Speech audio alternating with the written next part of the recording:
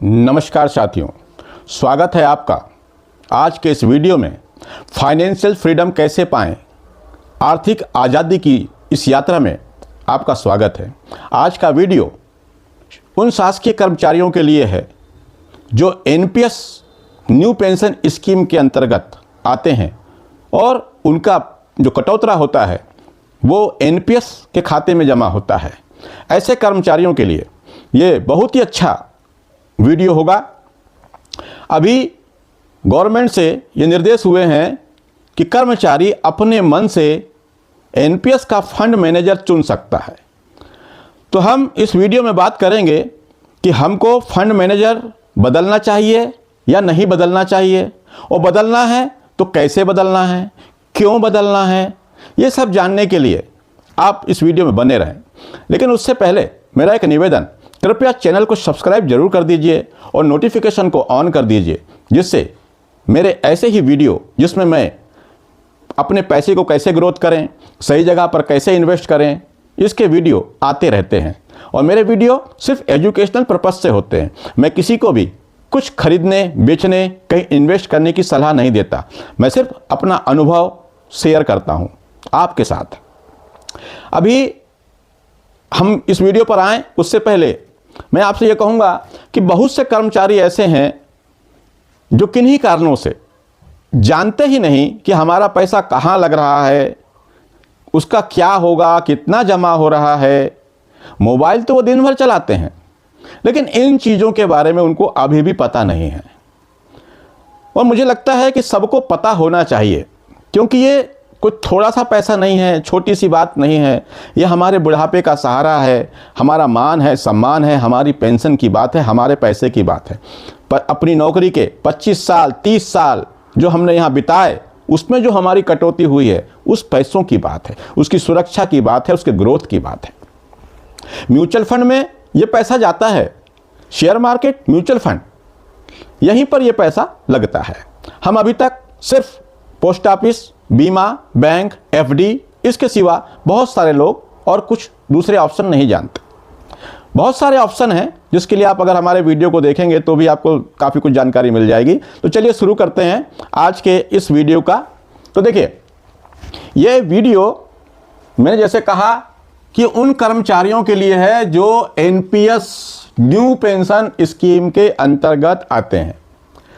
तो आपका जो कटौता होता है और गवर्नमेंट जो कंट्रीब्यूशन देती है, वो सब मिला करके आपका पैसा अभी 3 फंड मैनेजरों के पास जाता है। एक है यूटीआई, इसमें 33%, दूसरा एसबीआई, इसमें 33%, एलआईसी, इसमें भी 34%। इस तरह 100% पैसा आपका इन तीनों फंड मैनेजर के पास जाता है और वो पैसा गवर्नमेंट बॉन्ड में लगता है।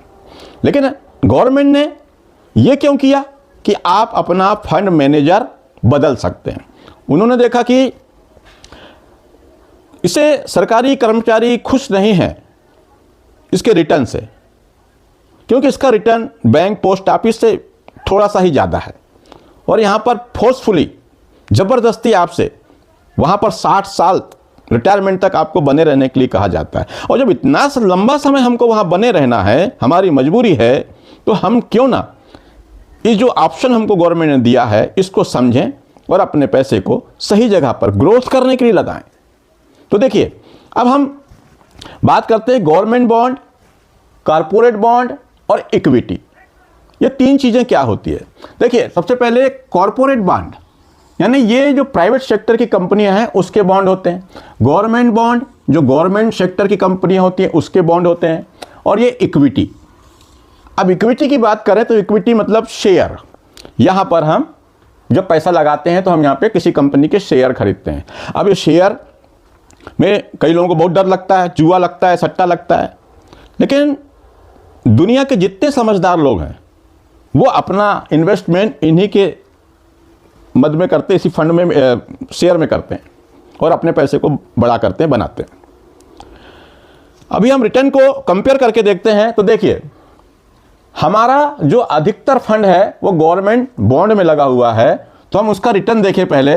तो गवर्नमेंट बॉन्ड ने रिटर्न बना के दिया है 1 साल में 8.7%, 3 साल में देखें तो 6.26% और 5 साल में देखें तो 8.06%। वहीं हम कॉरपोरेट बॉन्ड की बात करें तो यहां पर हम देखेंगे इसका रिटर्न 1 साल में 10.05%, 3 साल में 6.49% और 5 साल में 8.34%। वहीं हम इक्विटी की बात करें तो यहां ऐसे बहुत सारे इक्विटी के म्यूचुअल फंड हैं जिन्होंने अच्छा रिटर्न बना के दिया है, जबरदस्त रिटर्न बना के दिया है।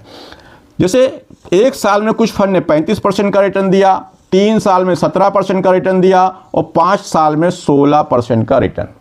और मैं मार्केट में कई सालों से हूं तो मैं जानता हूं, मेरा अनुभव है कि आप कितना ही कुछ करें, मार्केट कितना ही गिरे, कितना ही चढ़े, 12 से 15% का रिटर्न लंबे समय में हम जरूर उम्मीद करते हैं कि मिलता है और मिला है।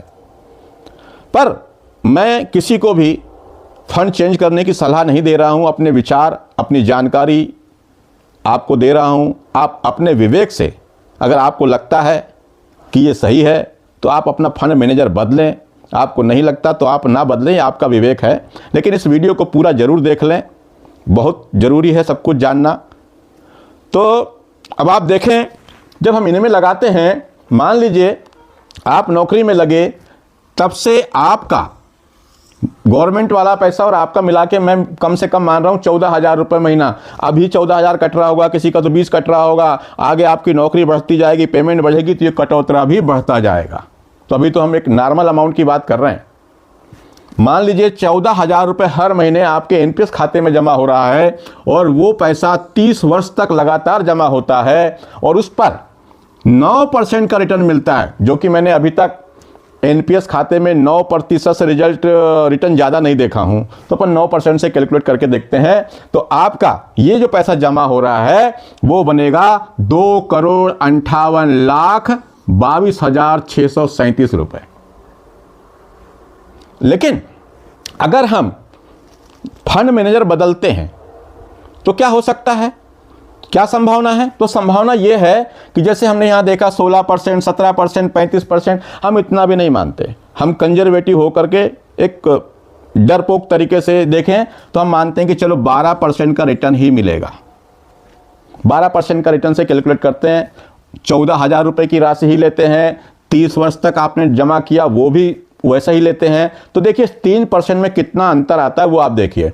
अगर आप इसी को 12% से कैलकुलेट करेंगे, हाँ कैलकुलेट करने के लिए वो साधारण कैलकुलेटर से कैलकुलेट नहीं होगा, वो एसआईपी म्यूचुअल फंड के कैलकुलेटर में जाके ही कैलकुलेट करना पड़ेगा। तो 12% से रिटर्न हम जब देखें तो यहां पर देखिए 4,94,18,793 रुपए। यहां कितना बन रहा था 9% से? 2,58,22,637 रुपए। लेकिन वहीं 12% से 4,94,18,793 रुपए। दोनों के बीच का अंतर कितना है पता है? 2,35,96,156 रुपए। जी हां, ये 3% से इतना अंतर है, लगभग 2,36,00,000 रुपए का। तो जबकि हमने इसको कंजर्वेटिव होकर 12% लगाया है, मार्केट से हम उम्मीद तो 15% मिनिमम की करते हैं।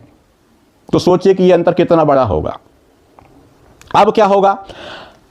अच्छा, आप फंड मैनेजर बदलना चाहें तो बदल के देखिए ना, क्योंकि अगर मान लो आपको 1 साल बाद फिर बदल देना। अगर आपको लगता है 1 साल में यार घाटा ज़्यादा हो गया, तो आप कितना घाटा होगा 1 साल में? थोड़ा बहुत होगा, थोड़ा रिस्क तो लेना पड़ेगा अगर आप डरते हैं तो। बाकी मैं बिल्कुल नहीं डरता, मैं फंड मैनेजर चेंज करूंगा क्योंकि मैं इसके बारे में जानता हूं। तो आपने कर लिया, अगले साल फिर बदल लीजिएगा। अब अगर आप फंड मैनेजर चेंज करते हैं तो क्या होता है? अभी आपका जो 100% पैसा है वो पूरा गवर्नमेंट बॉन्ड में जाता है। पूरा पैसा आपका 100% पैसा जो है वो गवर्नमेंट बॉन्ड में जाता है। लेकिन जब आप फंड मैनेजर चुनते हैं, दूसरा फंड मैनेजर चुनते हैं, तब क्या होगा? आपका 50% पैसा इक्विटी में जाएगा इसमें, और 30% पैसा आपका गवर्नमेंट बॉन्ड में जाएगा, और 20% पैसा आपका कॉर्पोरेट बॉन्ड में जाएगा। तो 50% पैसा तो अभी भी आपका इनमें सुरक्षित वाले में ही है। और यहाँ पर भी इक्विटी में भी डरने की कोई बात मुझे समझ में नहीं आती। पर फिर भी अगर आपको डर लगता है तो फिर आप अपने हिसाब से देखिएगा। हाँ, अगला वीडियो मैं इस पर लाऊंगा कि अगर आप इसको फंड मैनेजर को बदलना चाहते हैं तो उसके लिए पूरी प्रोसेस बताऊंगा कि अपने मोबाइल से, अपने टैबलेट से आप कैसे अपना फंड मैनेजर चुन सकते हैं, और चुनने के बाद आप 1 साल बाद चाहें तो बदल भी सकते हैं। तो दोस्तों, म्यूचुअल फंड से संबंधित, ETF से संबंधित मेरे वीडियो आप देखते रहें।